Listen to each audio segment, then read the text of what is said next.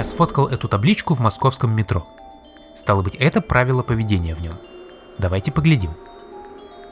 Двери закрываются, когда мигают красным.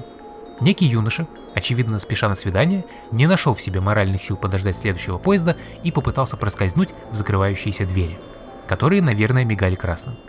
Ну и оказался зажат. Если я правильно понимаю, двери в метро работают по принципу дверей в лифте. Если что-то не дает им закрыться, они открываются снова. Но, надо думать, оказаться между ними не слишком приятно. С другой стороны, можем ли мы судить этого юношу? Мы ведь не знаем всего контекста. Быть может, он опоздует, и его пассия уже гневно пишет ему в Телеграм, что если тебя не будет в следующем поезде, я ухожу. Как тут не рвануть в закрывающиеся двери? Но это частности. При прочих равных, Саша, лучше обожди следующего поезда. Конечно, ворваться в вагон в последнюю секунду – это красиво, но представь, как глупо ты будешь выглядеть, зажатый как рыба между дверями. Лучше подожди. Не стойте возле дверей. Наш герой влетел в вагон и тут же наткнулся на эту троицу. То есть в вагоне полно места, но эти три барышни встали непосредственно возле дверей. И все входящие в них упираются. Нехорошо. God, I hate women. А это мой сраный кот. Кот! Ну такое. Снимайте рюкзаки. Посмотрите на этого мужика. Как же он хорош. Какие у него усы, какое пузо, какой рюкзак. Сразу видно, у этого мужика все в порядке.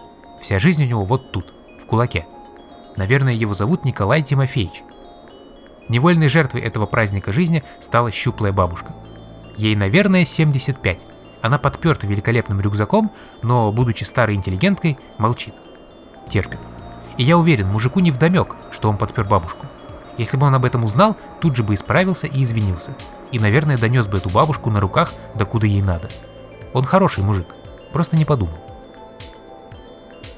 Не шумите в вагоне. Юноша таки обошел ту троицу и присел.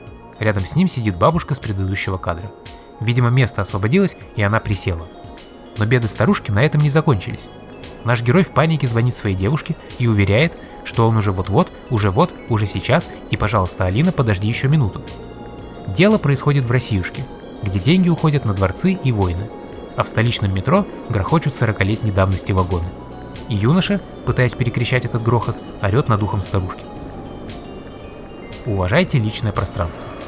Юноша выскочил на следующей остановке, и на его место сел некто с раскидистым фикусом. Фикус лезет в лицо нашей бабушки и беременной девушки.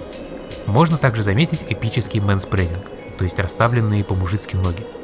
Можно с уверенностью сказать, что этот гражданин не уважает чужого личного пространства. Поставь фикус в ноги, или пакет на него надень, ну чего ты. Короче говоря, спускаясь в метро, не расслабляйся. Вокруг люди.